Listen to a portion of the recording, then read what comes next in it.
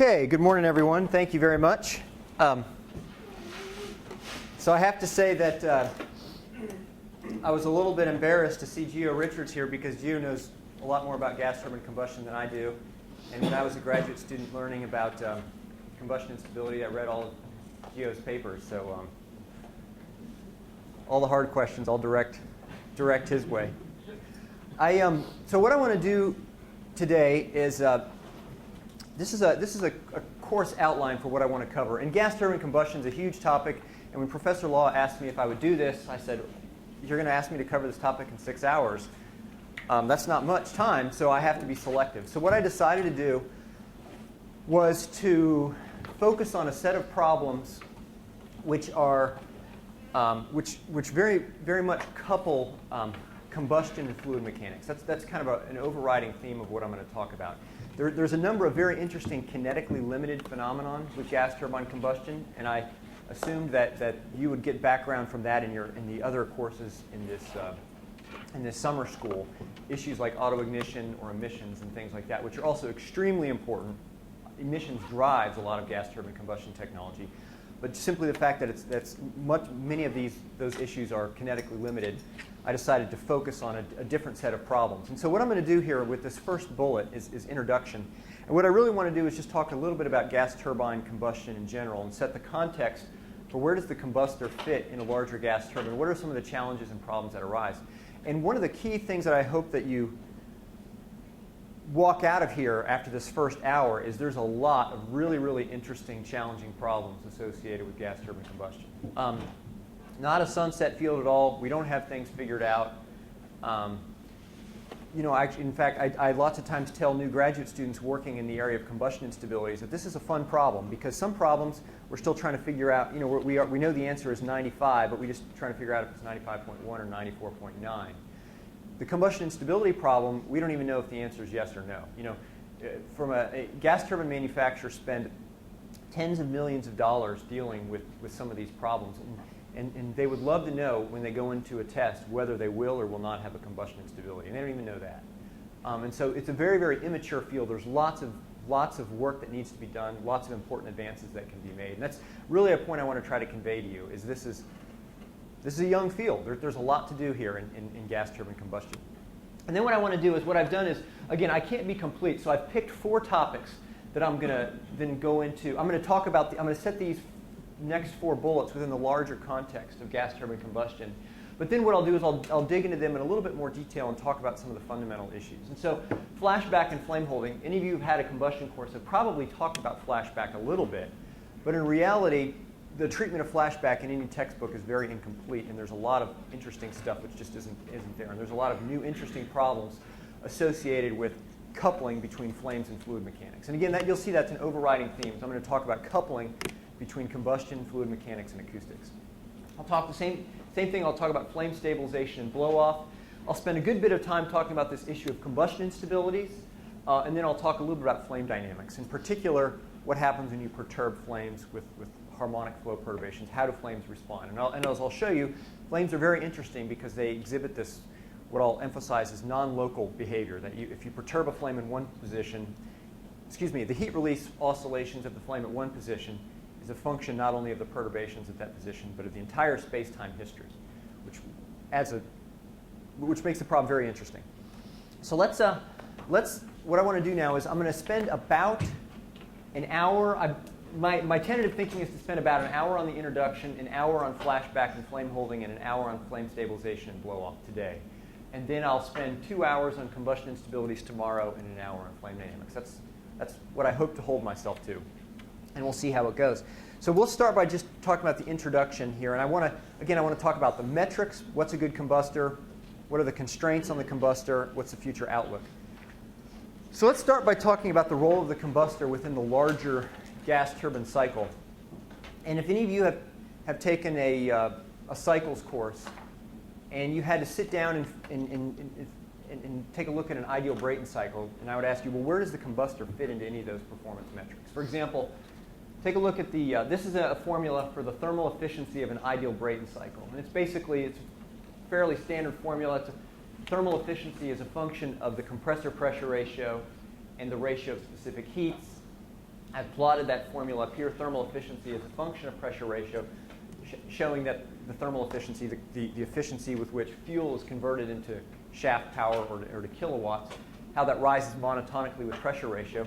And this obviously is a big driver for cycles pushing toward higher and higher pressure ratio. Where's the combustor in that formula? And it's for an ideal Brayton cycle, the combustor is not in there. And so the combustor has no effect on cycle efficiency for an ideal Brayton cycle. Also, if you were to look at something like specific power is the amount of power you get for a given amount of airflow, and it's really a measure of the energy density of the device. Again, the combustor never shows up in there, and so you might ask, well, where is why and where is a combustor important for a gas turbine? And that's really what I want to emphasize here is the combustor has extremely important impacts on a variety of things. For example, the operability region of a gas turbine, the range of power outputs over which it can operate, is generally controlled by the combustor. So for example, if a gas turbine can operate over a power range from, say, 60% load to 100% load, why is it 60%? Why can't it operate at 40%? Why can't it operate at 20% load? And the answer is driven by the combustor.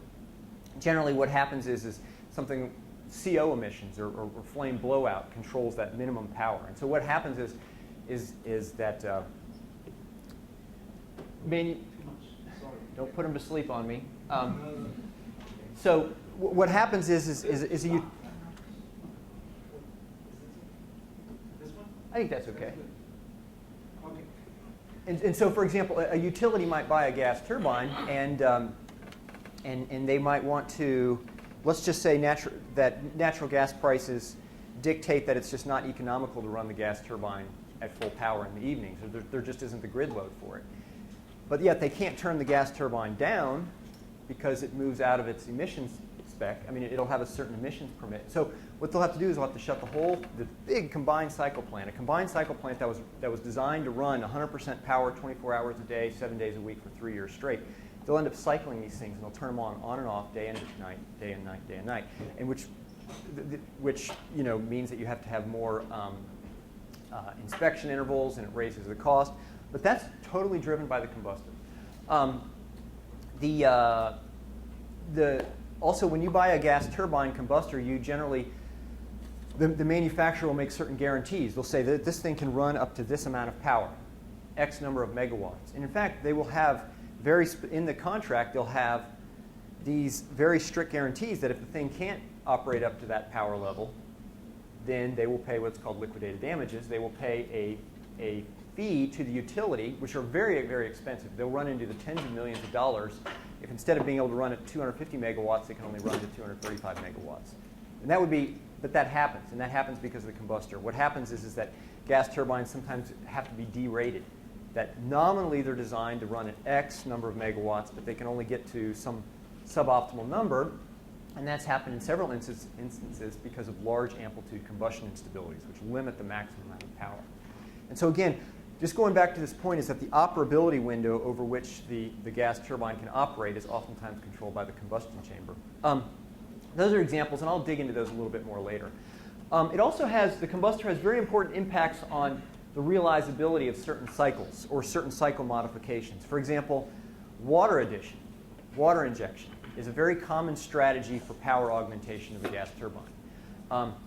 So let's just say that you have a gas turbine sited out in the suburbs of Las Vegas where it's very warm, and it gets hot out, and the grid load goes up, and they need more power. So they need the gas turbine to put out more power. Well, gas turbines have this little problem is that the amount of power out of a gas turbine is proportional to the mass flow rate through it. So as the density of the air drops, the amount of mass flow through the engine drops for a given volume flow rate, and the power actually drops, roughly proportionally to the air density.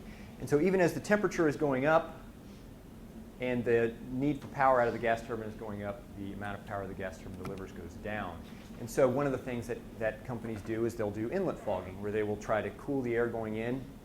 It's called evaporative cooling, to try to push more mass flow rate through the system. Also, the mass flow rate of water also contributes to power. And so steam addition or water addition are very, very common strategies for power augmentation. But the maximum amount that you can put through a system is controlled by the combustor.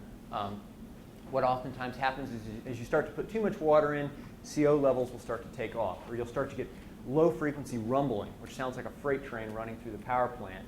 And that's due to them basically starting to put the flame out locally. And so, and also, as we'll talk about a little bit, steam addition is also used for NOx control. But the maximum amount of NOx reduction that you can get is, or the maximum amount of steam you can put in is controlled by the combustor. Another one is EGR. You know, there's lots of interest nowadays in carbon capture, and one of the issues with carbon capture is trying to get an exhaust stream that has as high a level of carbon dioxide as possible. And one of the ways you can do that is through exhaust gas recirculation. But the maximum amount of EGR, the maximum amount of exhaust gas recirculation that you can have, is controlled by kinetic characteristics of the combustor. Okay, so those are a couple examples. Another one, and I'm going to repeat myself a little bit because I have slides on these later on, but another one is engine operational limits. I talked about that already. So where you can, if you think about, you got this plant that you just spent a couple $100 million on, but you can't go anywhere this plant might be able to go to. There's certain regions where you'll make too much emissions, or the thing will be too loud, or the flame will flash back. And those are controlled by the combustor. Another important one is transient response. Transient response is getting lots of attention these days, as particularly in grids where there's a lot of wind.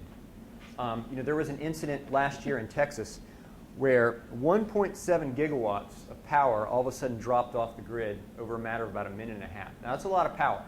Okay, and if you think the electrical grid is one of these things where the amount of power at every second consumed roughly balances the amount of power generated. That's what you got to have in order to have a grid, a stable grid. And so if you think 1.7 gigawatts of power all of a sudden drops, where's that going to come from? Well, that comes from gas turbines, which have to have very fast transient response and ramp up their power very quickly. But there's issues. You can only throttle the power on one of these gas turbines at a certain rate, or you might blow the engine out.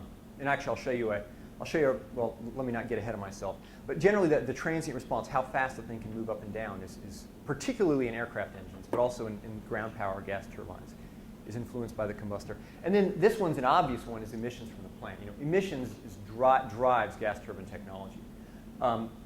And many of the issues and challenges that I'm going to talk about today come from the fact that you got to have a plant that's low emissions, but yet we also want plants that are very, very high efficiency. We want plants that have a big turndown range, plants with very rapid transient response.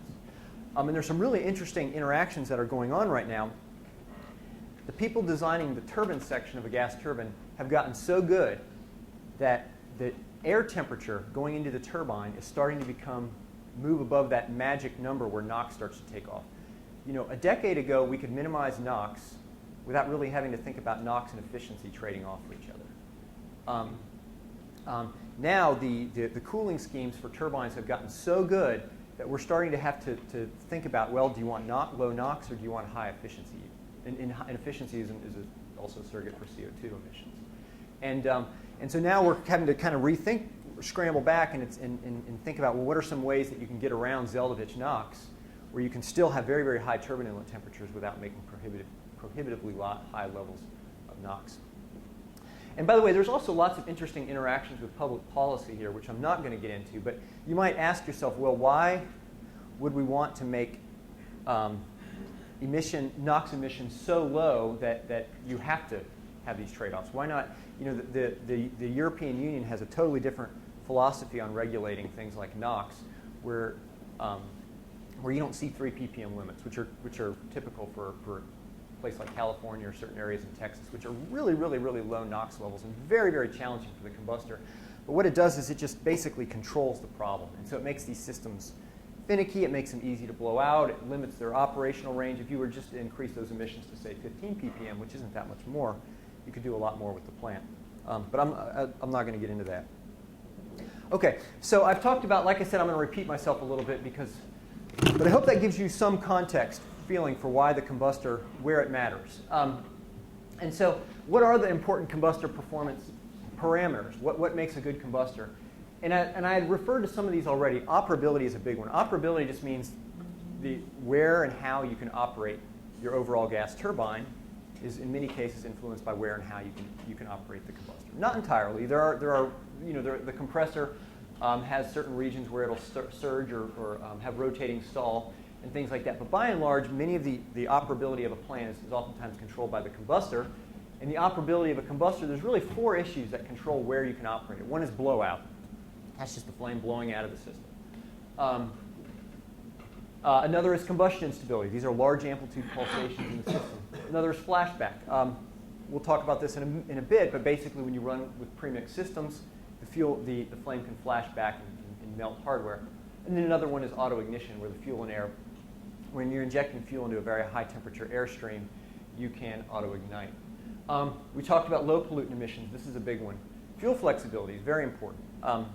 Being able to operate in a diverse range of fuels. And fuel flexibility can range from, actually let me just jump ahead a slide or two. I have two slides here where just to give you a feel for what does fuel flexibility mean?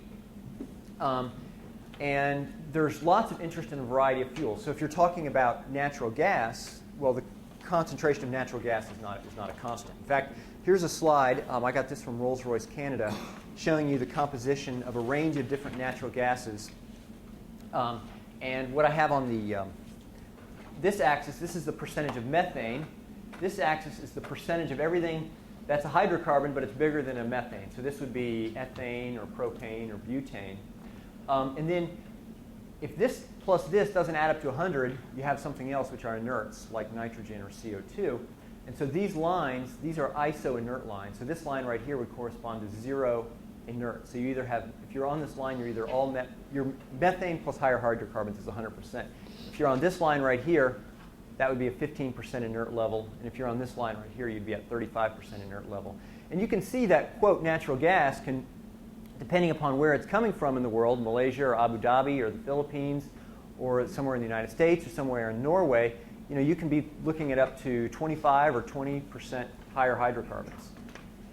This has really important influences on things like autoignition, because the ignition delay time of methane and the ignition delay time of propane are very, very different. And you want to start running that fuel through a high pressure ratio system where the air is at maybe 1,000 degrees Fahrenheit, and you inject the fuel and you say, well, but don't ignite yet.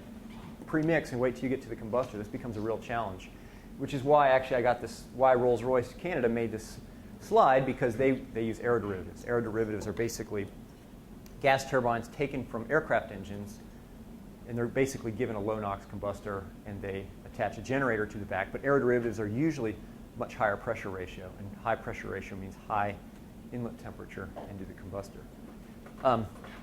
So this just shows you fuel flex. That if you have a system, not only do you need, if you're a company that makes gas turbines, not only does it need to be low NOx and be able to operate over a wide range of power settings and be able to have very rapid transient response, it also needs to work and meet whatever guarantee, with the fuel that your customer wants to burn. You can see that the fuels can vary a lot. So that's natural gas, but then if we back up, I have even a broader range of fuels that customers might be interested in. For example, if you're a refinery, depending upon the chemical that you're making or what fuel that you're refining, you can have very big ranges in fuel composition. You can have very high hydrogen levels.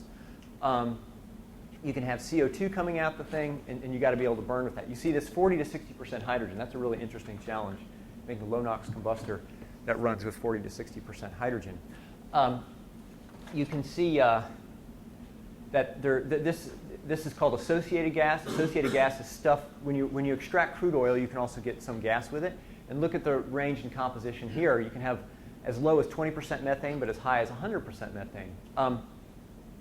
You can have, let me grab one more. Landfill gas. So this is kind of an interesting boutique application where landfills vent, as stuff anaerobically decays in a landfill, they emit methane. And a big landfill can make a lot of methane.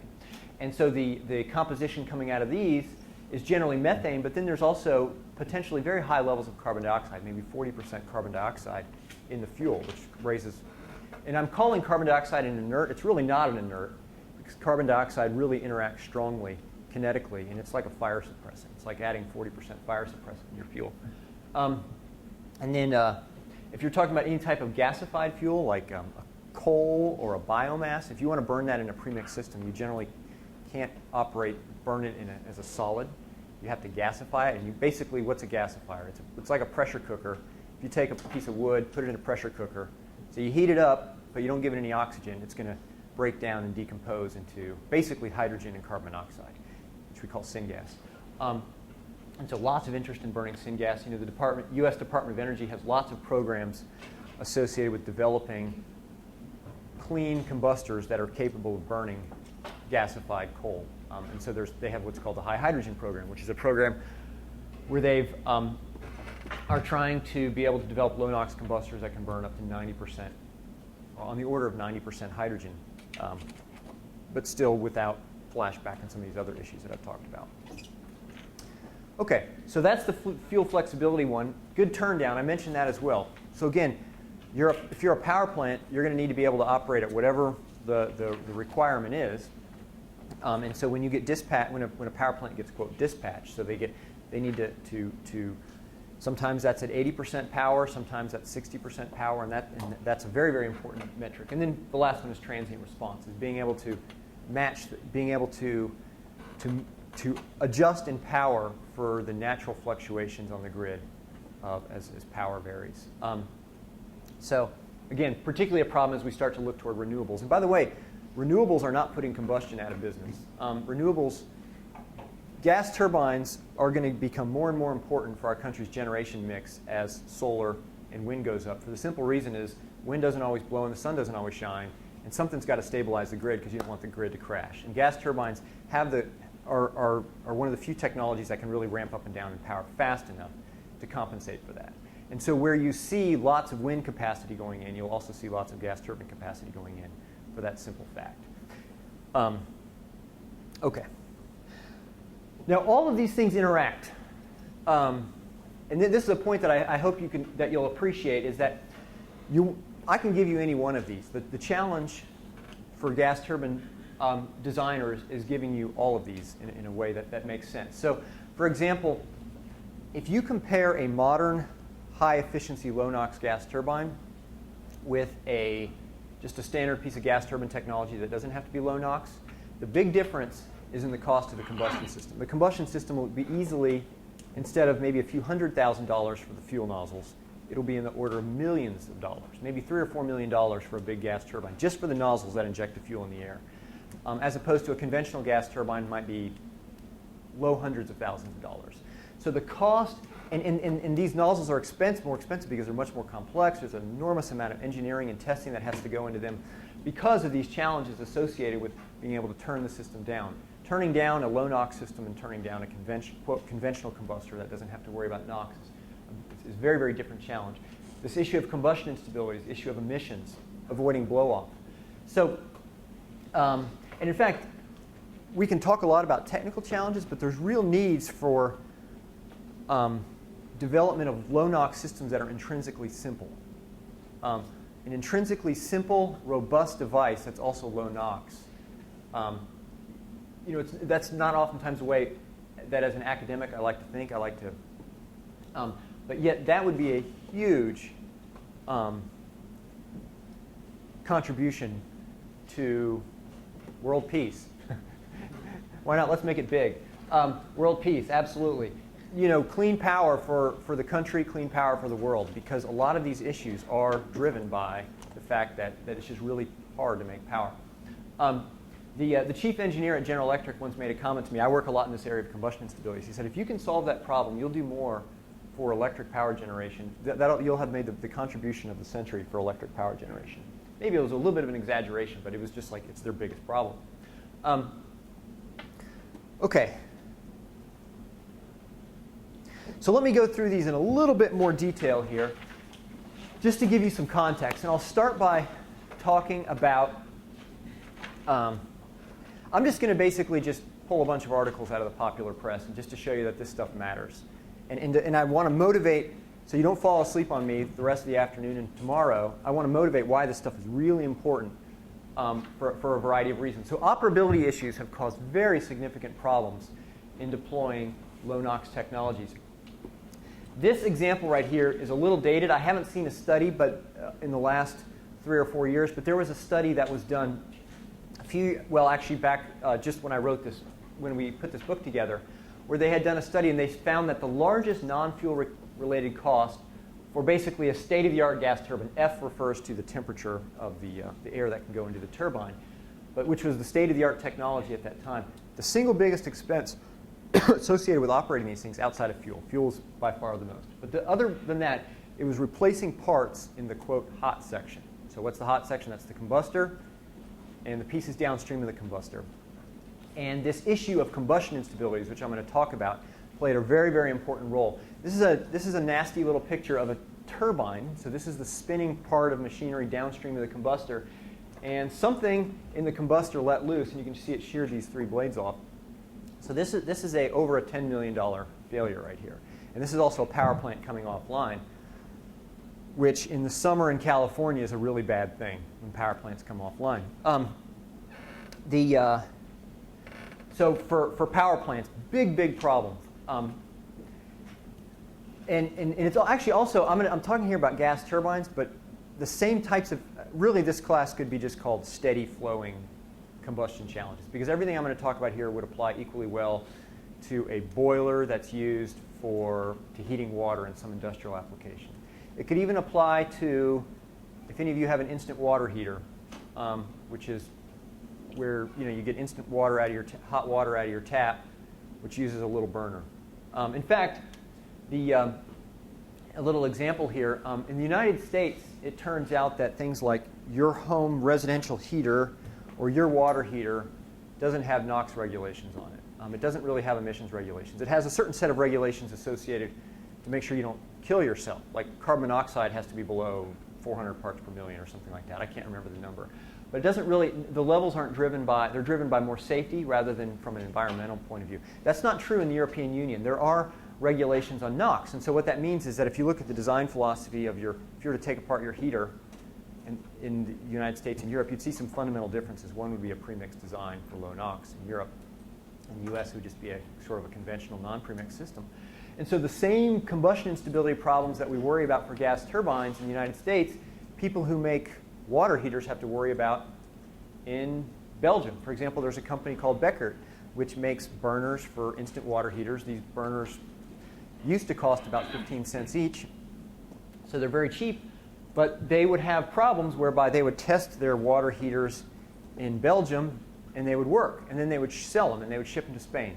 Well, what's different about Spain? Why would they not work there? Well, Spain gets LNG, liquefied natural gas, from northern Africa. And remember this slide that I showed you here is that if your gas composition varies, that's going to affect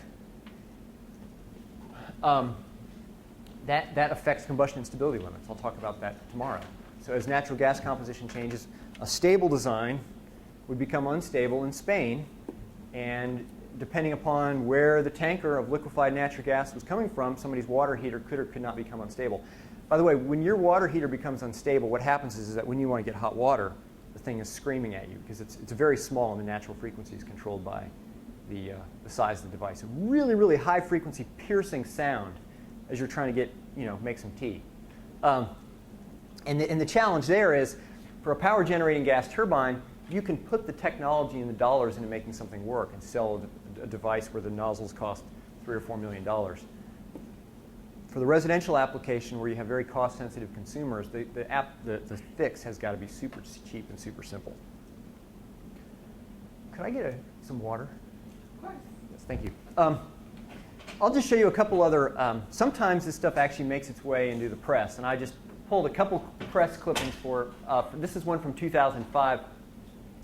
And I can tell you enough to read between the lines here, but basically Calpine Corporation, which was a company, an independent power producer, they say their unexpected costs due to equipment failure in the fourth quarter were related almost entirely to turbines purchased from Siemens AG.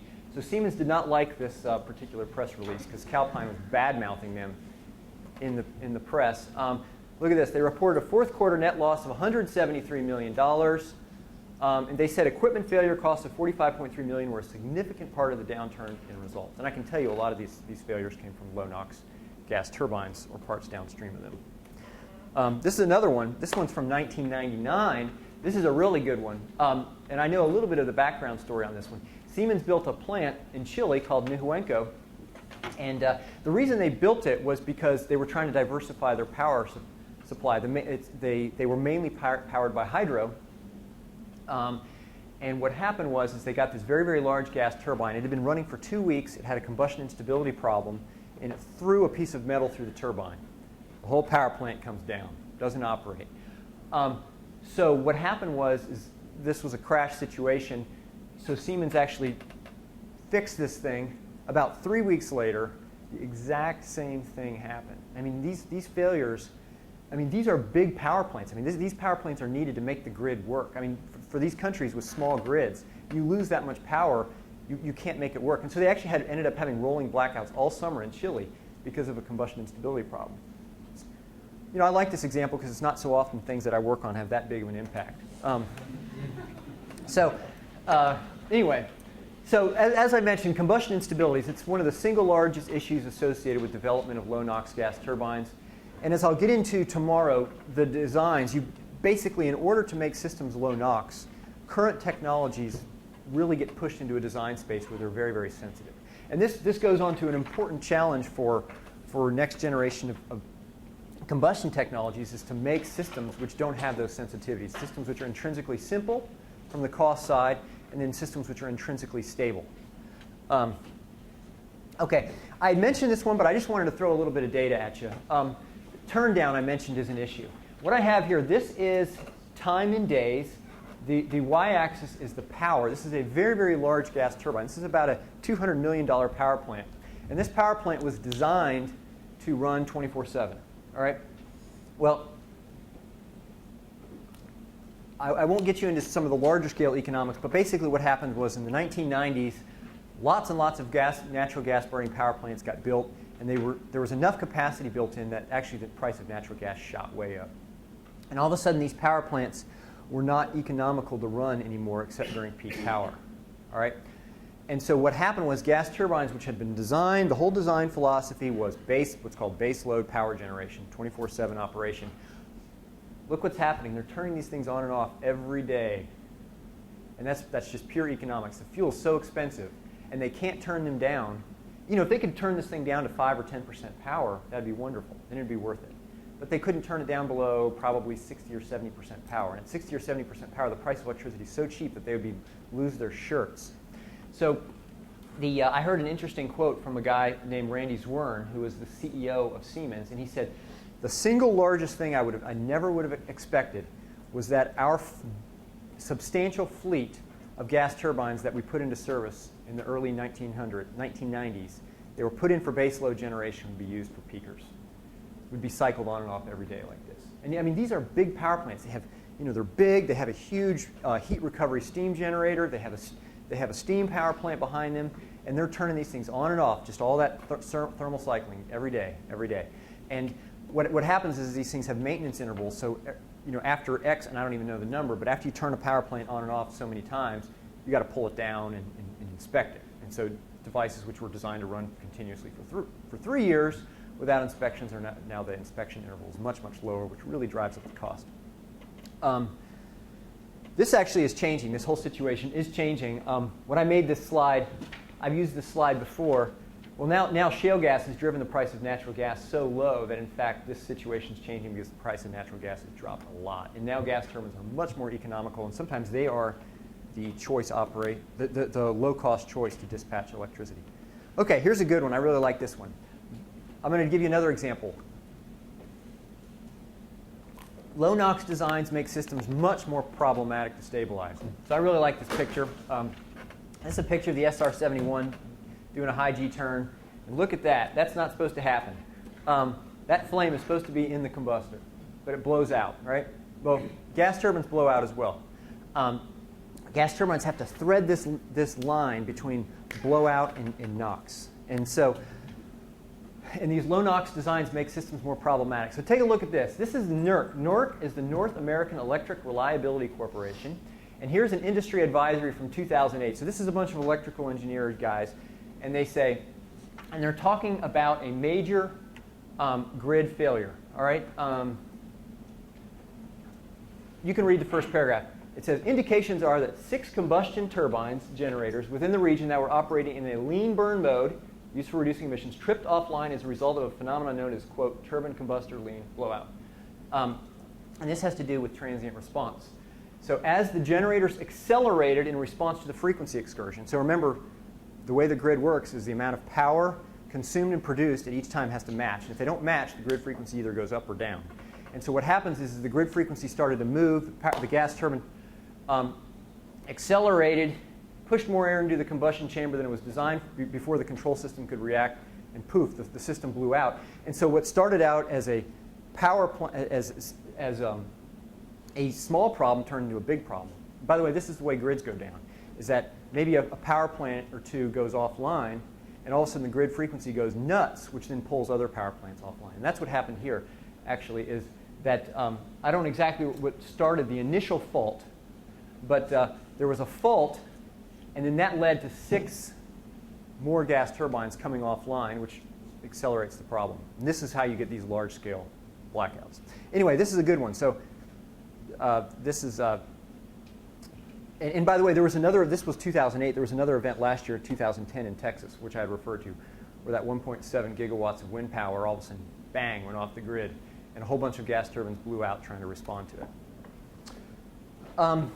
Okay, so I've talked about, I'm just talking through operability issues and why they matter.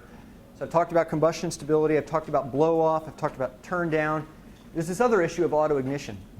And as I'll get into in a few slides here, these devices are premixed. You're premixing the fuel in the air before the combustion chamber. And as we're looking at higher and higher efficiency cycles, that means that the air, it's getting compressed more and more, it's higher pressure, and it also has a higher temperature. The temperature is going up. And so when you inject fuel into a high temperature airstream, it wants to burn.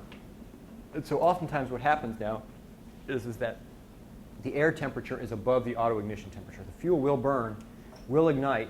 It's just a matter of how long it takes. And you want to make sure that the residence time, so you're going to give the fuel in the air X number of milliseconds to mix before it gets into the combustion chamber, because you need good mixing to get low NOx. But if you go more than that, you're going to have an autoignition event. So autoignition is a real problem. This is a small gas turbine made by Siemens in Lincoln, out of Lincoln, UK. And you can see this is not supposed to look like this. They had a flame which was situated on metal. And so not only does this cause problems for this part, but the real problems are when this metal goes flying downstream through the turbine.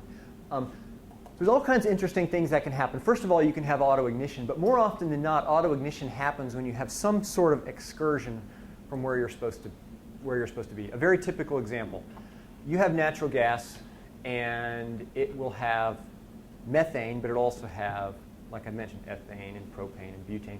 And what do you know about as you go up in higher hydrocarbon levels? Is that the dew point changes, right? I mean, methane at standard temperature and pressure is a gas. What is butane? It's a liquid, right? And so what happens is that when you're running these systems and you have certain levels of higher hydrocarbons, you run it through a control valve, right? In your control valve, you might have some Joule-Thomson cooling.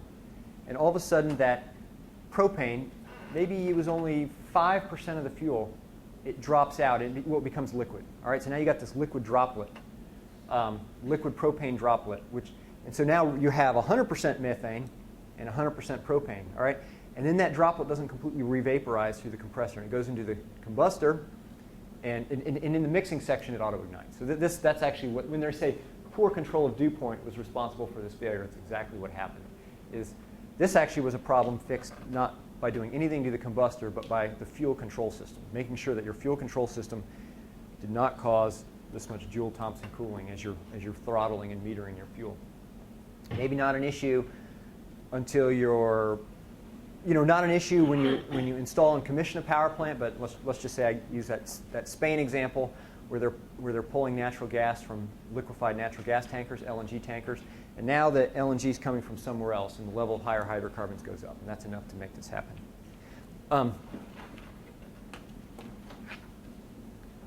Actually, just to illustrate this point further, since I'm not going to talk about autoignition, I put in one slide. This is ignition time in microseconds, so this would be 1 millisecond. As this is an Arrhenius plot, so temperature is increasing in this direction. And so this would be the ignition time of methane. This plot right here is what happens if you add 10% ethane. And you can see how much the auto-ignition time drops.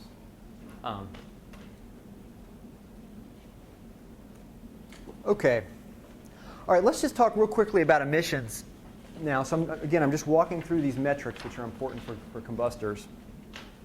And so what are the emissions that matter, that we worry about? Well, NOx is a big one. NOx is primarily generated by atmospheric nitrogen reacting with atmospheric oxygen. Historically, most NOx has been generated by Zeldovich NOx. As your temperature goes up, the nitrogen bond breaks, the oxygen bond breaks, and those two react with each other.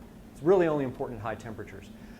As we're starting, as certain regulations are below 10 parts per million nowadays, or even below 3 parts per million, there's other sources of NOx, like prompt NOx or NNH mechanisms. I'm not going to get into these, but you start to have to worry about other flame NOx that's formed inside the flame itself. But anyway, NOx is a big one, and this is really one of the key drivers of low emissions gas turbine technology. CO is another one, incomplete or rich combustion. Unburned hydrocarbon is usually correlated with CO. SOx, this is something whenever you have your sulfur in your fuel, so this could be SO2 or SO3. So this is an issue when you burn something like coal or liquid fuels. Liquid fuels will generally have a certain level of residual sulfur.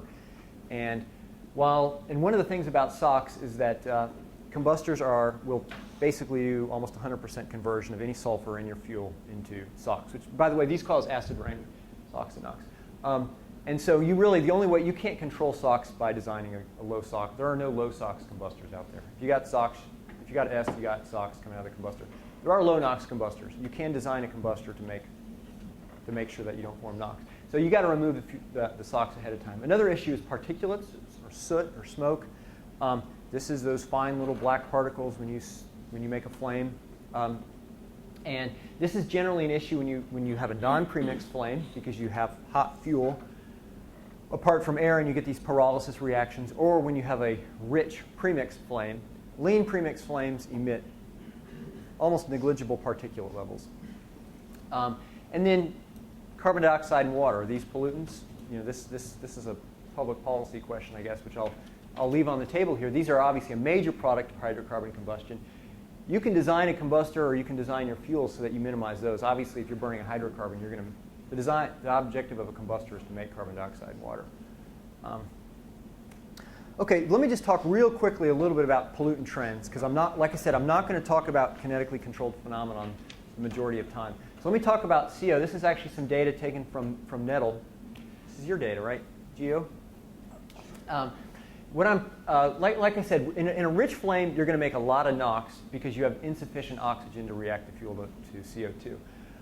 That's generally not where any real combustor would not be running fuel rich, except maybe a liquid rocket, a rocket engine. Fuel is just too expensive to be wasting. So generally, what we're worried about is CO emissions from lean flames. And so what happens is you always have a little bit of CO just from equilibrium. CO2 wants to dissociate a little bit into CO. You'll have some CO inevitably.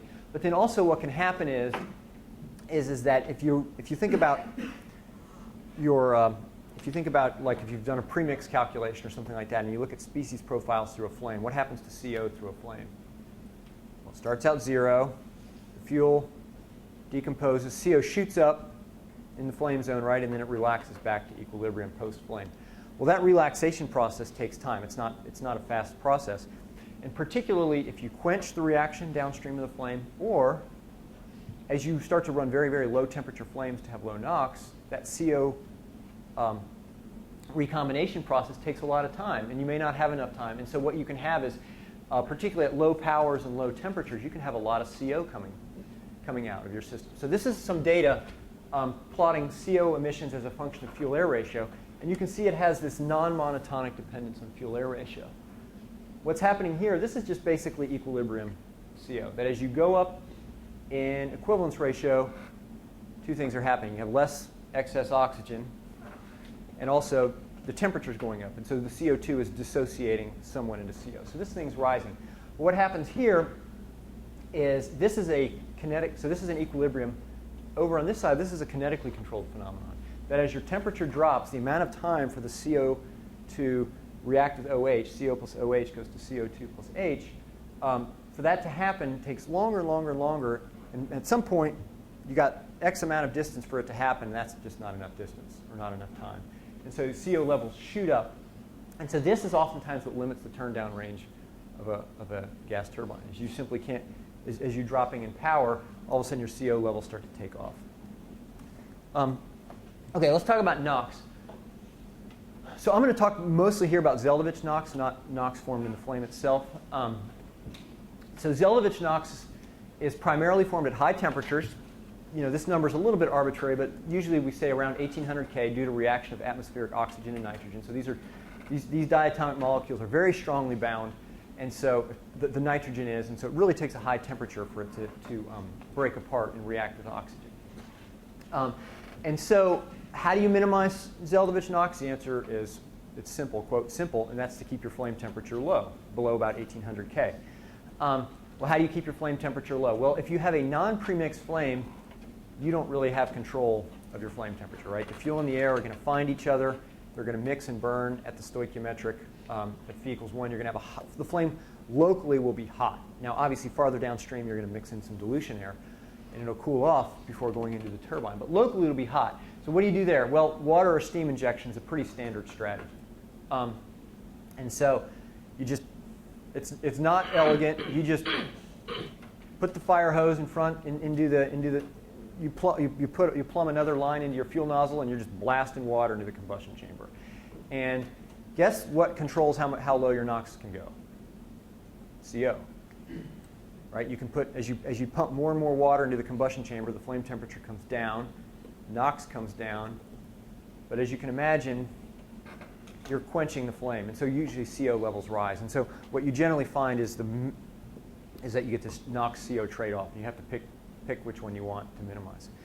For low NOx combustion, for premixed systems, what you can do is you can operate fuel lean. So remember, there's this dependence of adiabatic flame temperature on fuel-air ratio. By operating very, very fuel lean, you can bring your flame temperature down, and that's another way to do it. And this is the preferred way. And in fact, I should have written this acronym out the first time. DLN stands for dry low NOx. Why dry? Because it's not wet. You're not blasting water through the system to make it low NOx. It's a dry technique. And so if you were to go to a gas turbine OEM manufacturer today and buy sort of their state-of-the-art low NOx, high efficiency technology, it would be a DLN combustor, dry low NOx combustor. So what I have here is some data. This is NOx, parts per million, as a function of flame temperature, and this is a log scale, and so you can see that this is a typical dependence of NOx versus temperature, and so this shows you want to have low temperatures to have low NOx. Now, one of the important challenges in gas turbine combustion is fuel-air mixing, because if you are if your overall average fuel-air ratio, let's just say, is 0.5, all right? Well, in reality, you got finite mixing time, because I said you don't want to auto-ignite, right? So if your nominal fuel-air ratio is 0.5, it takes a certain amount of time for every fuel molecule and every air molecule to find each other and mix to that proportion. So what will really happen is that you'll have a range of fuel-air ratios. You might be 0.45 to 0.55, all right? But we also know that NOx is exponentially a function of temperature. So if you're nominally at 0.5, you're going to make less NOx at 0.45.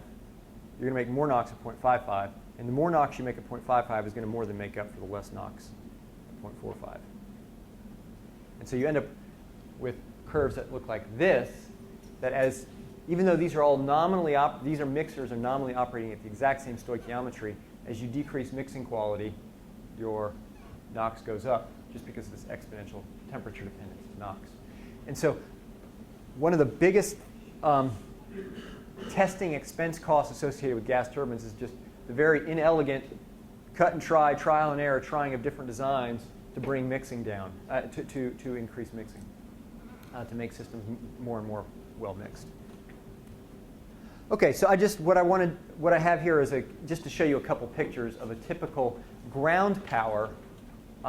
For some reason, I forgot to put in an aircraft engine gas turbine illustration, but I'll tell you what they look like. This would be what I would call a conventional or a non-premixed ground power gas turbine And these systems, in order to be able to operate, to be able to access the combustor easily, usually have what's called a reverse flow configuration. So here, the gas turbine center line would be here. This is the compressor. Air is coming through the compressor. And then you actually have this reverse flow, and it's actually flowing in an annular passage around the outside of the combustor. Okay, so this is your combustor. This is what's called the transition piece. This meshes the combustor to the turbine. And this air bathes the outside of this thing in cooling air to keep it cool, comes around to the front, and comes whipping back around into the combustion chamber, through the combustion chamber, through the transition piece, into the turbine. And what happens is notice that this system it says fuel nozzle, and that's an important thing. In a non-premixed device, you have a fuel nozzle for one combustor. And it's a very simple fuel nozzle. Just the fuel flow rate goes up or down, just a single one of them. And you're going to have a non-premixed flame here. And what happens is that you have these holes, and more air gets mixed in. And so maybe only 30% of the air that actually is coming around will go through the front end of the combustion chamber. The rest enters in holes downstream, either film cooling holes to cool off the combustor liner, or in these big dilution holes to cool off the core flow. So the other 70% will come in downstream. So the fuel-air ratio in the combustion zone is close to stoichiometric. It's hot. It makes a lot of NOx. And then what you do is you cool it off to your allowable turbine inlet temperature. And then if you want to minimize NOx, you would basically just add another circuit to blast water into the combustion chamber. This is what a low NOx combustor architecture would look like. This is actually this is GE, what they call their DLN1 technology. This is actually outdated older technology, but it'll give you the basic idea. And here, rather than having a nozzle, they will have maybe 5 nozzles, all right? And they might have 3 or 4 different fuel circuits. So instead of having 1 fuel control valve, they might have 3 fuel control valves or 4 control valves. And the reason for that is they have to, that if you have a fixed amount of air going through the combustion chamber and you want less power, well, in a non-premixed system, you just turn down the amount of fuel and your diffusion flame gets smaller. In a premixed system, what happens? You move out of your flammability range. And so this is why blowout is a problem, particularly at low powers, is you move outside of the fuel-air ratio over which you can have a flame in a premixed system. So you got to do special things. Maybe you will turn off some fuel nozzles so you have a locally rich region. That would be a staged concept. And then what they do is they have these somewhat complicated transient. I'm showing you 3 images of how they start up the gas turbine, where they initially have fuel, basically a non-premixed flame up front, and then as they go to higher power, they have this non-premixed flame and then a premixed flame downstream. And at full power, they push the fuel out of this mixing zone. You have a premixed flame here, and then this part right here is your mixing section. So the fuel and the air basically have this amount of time to mix before they burn, and you got to have that mixing. You want to get that mixing quality as high as possible in order to get low NOx. And the other key piece about this, and I'm going to come back to this, is that almost all the air goes through the front end of the combustor for fueling operation. So in order to have low NOx, you need a low temperature. In order to have low temperature, you have to have low fuel-air ratio, which means you got to, the previous slide I said maybe 30% of the air went through the front end. These low NOx combustors, maybe 90 or 95% of the air, because you got to have the air to get low fuel-air ratio. So what happens is this creates all kinds of challenges for cooling. Is before you just got buckets of air to cool the combustor off. Now you might only have 5% of the total airflow to cool off the combustor. And what that also means, which I'm going to get into later, is that if you look at a non-premixed combustor, it looks like Swiss cheese. The thing is just riddled with holes. If you look at a premixed combustor, it looks like a solid-walled pipe, sort of, if you use your imagination. And this is not an experiment to try, but if you ever have looked at an organ, if you look at an organ pipes are straight, solid-walled pipes. And what happens when you blow air through an organ pipe? You get a nice resonance and it sounds beautiful. If you were to make those organ pipes look like Swiss cheese, drill all kinds of holes in them, they wouldn't resonate. Okay, the acoustic damping would go up by orders of magnitude. The system just wouldn't do anything.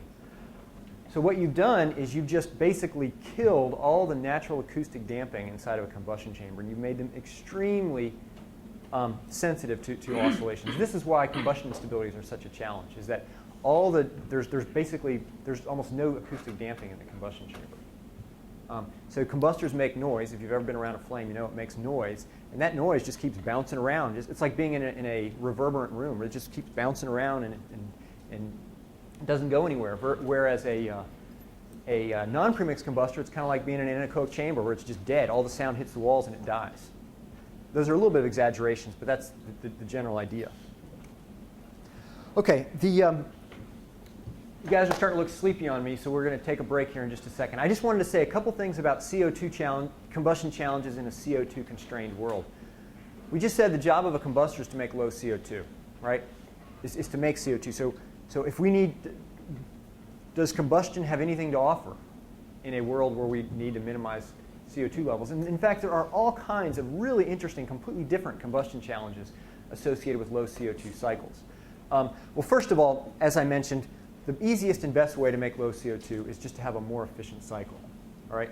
And how do you have a more efficient cycle? You have higher pressure. For a gas turbine, it means you increase your compressor pressure ratio, which means the inlet pressure and the inlet temperature go up. That's one way. The other way, but then also you can start looking at other cycles. Cycles maybe where you are an oxy cycle, where rather than burning air, you burn oxygen. And the idea there is your combustion products, rather than being mostly nitrogen with some steam and some CO2, if you're burning with oxygen, your combustion products are CO2 and steam. You can condense out the steam, and you just got CO2, and now you got concentrated CO2 that you can pump underground and store underground, or you can use it for enhanced oil recovery or something. If you're burning air, you got to somehow, you got this stream which is mostly nitrogen. You got to separate the nitrogen out, and that's expensive. So, and in fact, there are a bunch of research areas associated with low CO2, and there's really three strategies to minimize CO2. One is to pull the carbon out prior to combustion, which would be pre-combustion capture. And so, for example, if you look at any type of device where you, like an IGCC plant, integrated gasification combined cycle, you gasify coal or you gasify some biofuel ahead of time, and gasified fuel is basically hydrogen and CO. Then what you can do is you can do what's called a water gas shift reactor, where you take hydrogen and CO, you run it through a special type of chemical reactor, which shifts it to hydrogen and CO2. And so now you have a fuel which is hydrogen and CO2. You separate the CO2 out there, and you pull it out, and then you basically burn a high hydrogen fuel, which creates all kinds of interesting combustion challenges. And as I mentioned, there's a very large DOE program trying to develop a gas turbine to burn those very high hydrogen levels. The other is post-combustion carbon capture. That's where you pull the carbon out after the combustion process. And so that starts to raise some of these, that's where you start thinking about these EGR technologies that I talked about, or where you start thinking about oxy-combustion, because there you want to increase the concentration of CO2 in your exhaust stream in order to make it easier and less expensive and have less efficiency penalties in sucking the CO2 out. And then the other alternative is biofuels, for example, which are basically near zero net CO2 emitting fuels. So pre-combustion carbon capture. So as I keep repeating myself because I have these slides, but basically high hydrogen introduces very significant combustion issues. The most serious being the fact that hydrogen has this huge flame speed. It's an order of magnitude higher, unstretched, and then when you take stretching effects into account, it's maybe 30, 40 times higher. So if you were to go buy a state-of-the-art hot rod gas turbine today, you would find in the fine print a warranty which would limit your hydrogen levels to less than 5%. If you want to, so if you're a refinery and you got some chemical process and you're spitting out more than 5%, you better not run it through your gas turbine, well, you'll void your warranty for one, and for two, you'll probably get a flashback event. So plants that burn using high hydrogen fuels today, and there are plenty of them. There are plants that are running on 90% hydrogen. They use the non-premixed technology where you can't get a flashback event. You're just blasting fuel. But there you obviously have a NOx penalty.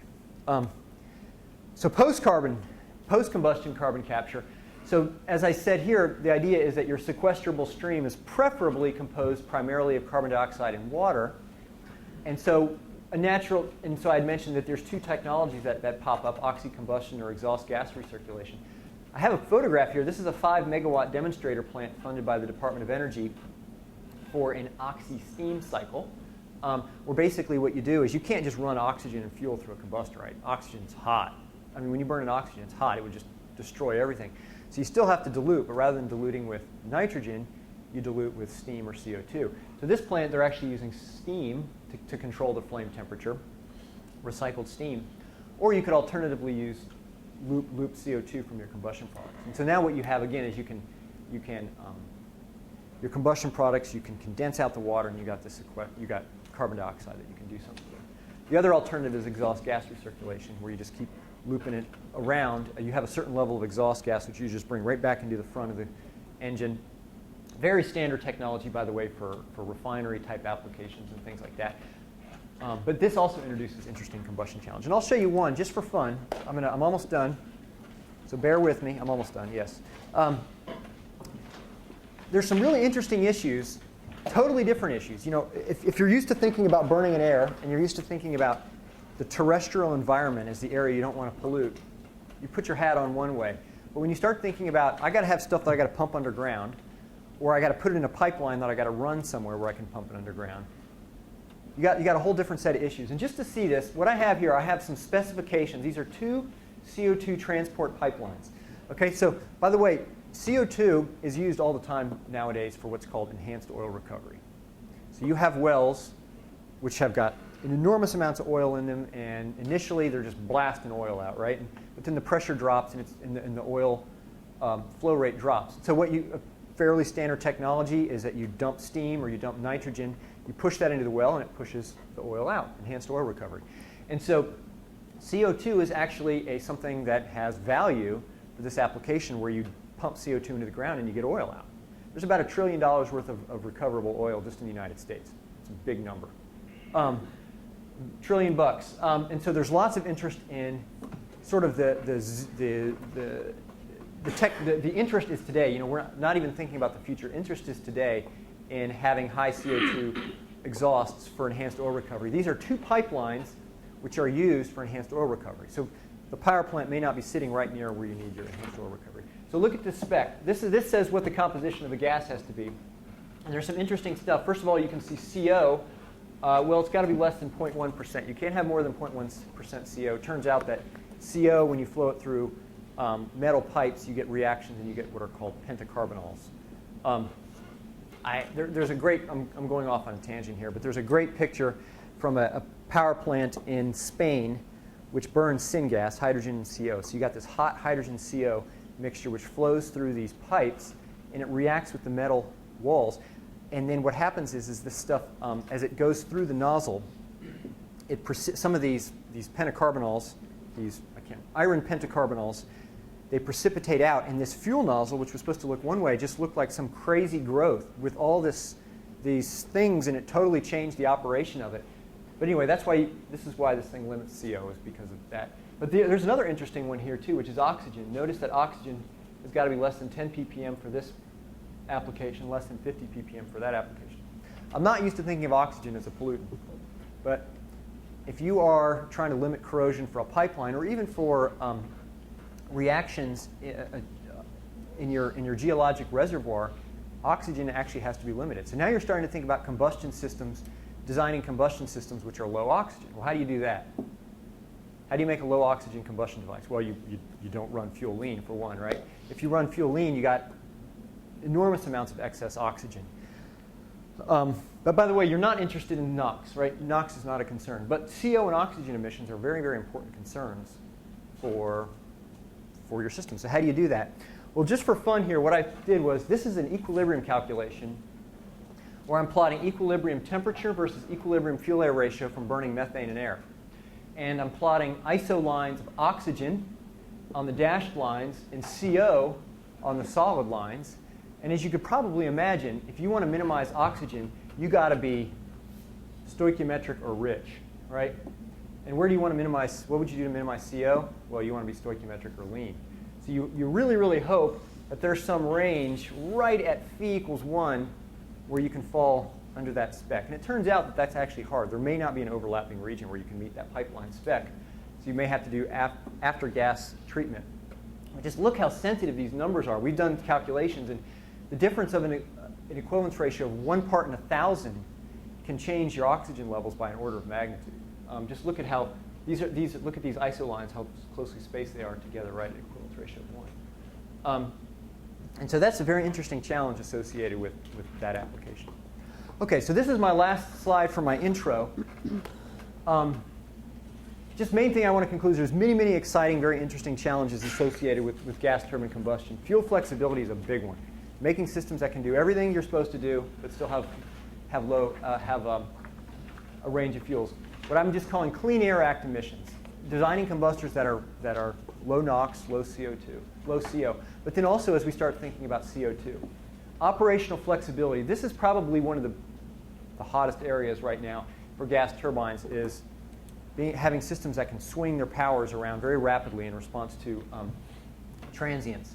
And then obviously reliability and low cost. Reliability and low cost have been challenges for low NOx combustion systems.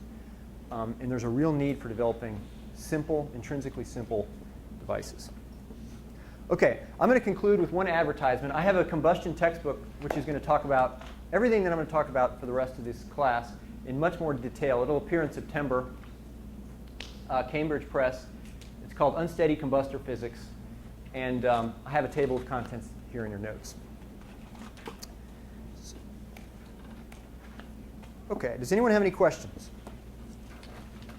Yes, sir. When you were talking about the turndown, or basically the loss of grid load and turbines blowing out, I would think that as the grid power demand would increase, the load on the turbine would increase and the speed would actually go down, not the other way around. Okay, so it depends whether you're having an under frequency or an over frequency transient. So let me think about, let's see what happens. Is that as the, I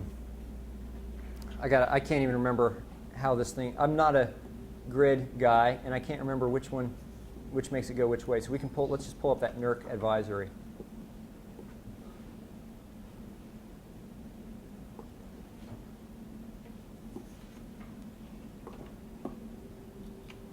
It says, as the CT generators accelerated in response to the frequency excursion. It just seems like if load would go down, then you'd have that issue. So not the other way around. Yeah, I don't know. I don't know the answer to that question because as they're pulled offline, the grid, well, let's see, it says an under frequency load shedding. So that would mean that the grid frequency drops. But here it sounds like the grid frequency is rising. Good question. I don't know the answer. Anyone else have a question? Gio, do you know the answer to that question? No, I'd like to know. Okay. They may have it backwards. Actually, they may have it backwards here. Because I think you're right. That as the grid frequency goes down, that makes the systems turn slower. Because they're coupled to the grid frequency. Yes, sir. So you're talking about the oxy combustion. This might be a little bit outside what you were talking about, but why you would want to use oxy combustion is so you have like a high CO2 exhaust. Mm-hmm. You don't have to pull nitrogen out basically. Yep. So is it much cheaper to plug nitrogen ahead of time to make pure oxygen stream than it is to flood out the exhaust? Yeah, that's a good question. There's been lots and lots of system studies to figure out where is it cheaper to pull the CO2 out, pre or post combustion capture. And if you try to do the full cycle analysis, my understanding is that that there seems to be a reasonable consensus that the pre-capture is a cheaper option. Again, I'm going to look at Geo. Yeah, the pre-capture is a cheaper option, which is why the DOE has invested in it so heavily. But they have also have smaller projects with the oxy application. Where you run into the so that's for power generation, but there are more boutique applications. For example, we've had projects using oxy combustion just for enhanced oil recovery. So rather than using a gas turbine to generate power, you want it to make CO2. You know, cheap on-site gas that just makes CO2 to pump into the ground to get oil out. Yes, sir. When you talk about the pre-capture, are you talking about shifting out the CO2 and separating it before the? Yes. Yep. If you were running that, a lot of that stems from IGCC power plants. Wouldn't you already have an air separation unit to begin with? If you are running an oxygen, if you're running with an oxygen-blown gasifier, yeah, that's right. Like a lot of full gasifiers, they're trying to make high energy content gas. They're going to run an air separation unit. Yeah, but So think about the scale. Post-combustion with Yeah, exhaust but gases, but think about the scale required to gasify the fuel. relative to running the oxygen for the whole gas turbine.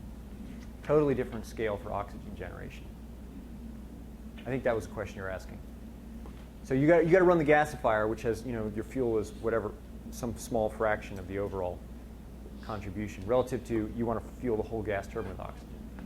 So it just becomes a cost issue of the air separation unit. So are a lot of these IGCC plants not planning on running with air separation units? No, they do for the gasifier. Oh, okay. They do for the gasifier. And so, in fact, so you have all this excess nitrogen around, and so there's lots and lots of interest in nitrogen dilution because you got this free nitrogen floating around. And so how do you make a low NOx, high hydrogen flame? Well, you can maybe make the system a non-premixed flame, but you dilute the fuel so much with NOx that the adiabatic flame temperature is low.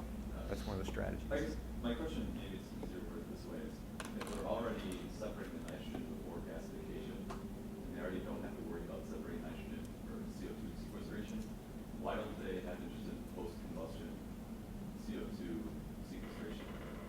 So you're saying if you're doing pre-combustion capture, if Yeah, you're going what's the point of shipping out? Doesn't that make a gas turbine more difficult to design? Oh, okay. So why not just run with the hydrogen CO blend, whatever you have, Exactly, and then? yeah.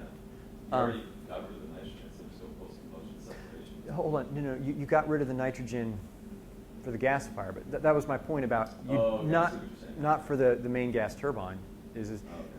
You're right. Then if you were going to use an air separation unit for all your oxidizer, absolutely. So that's not how they like to. No. You use the air separation unit for the gasifier, and then you're just sucking in ambient air for the main power cycle.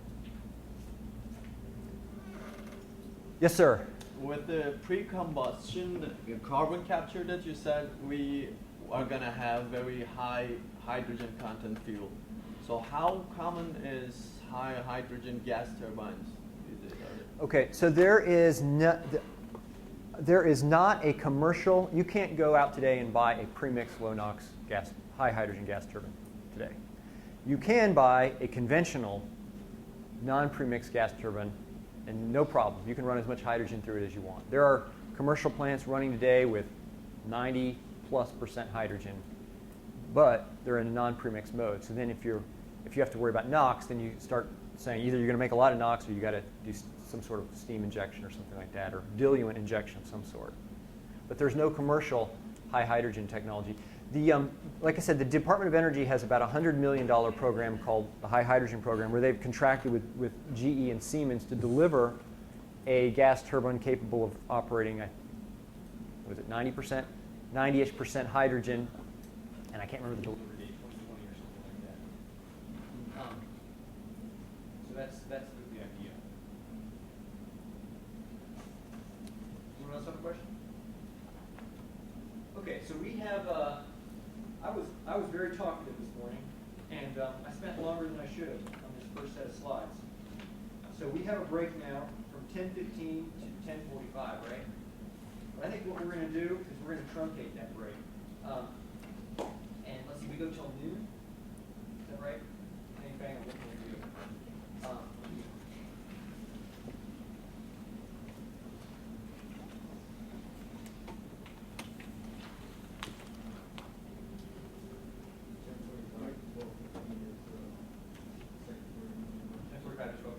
So why don't we do this? Why don't we go from 10:15 to 10:35 and be here at 10:35 sharp?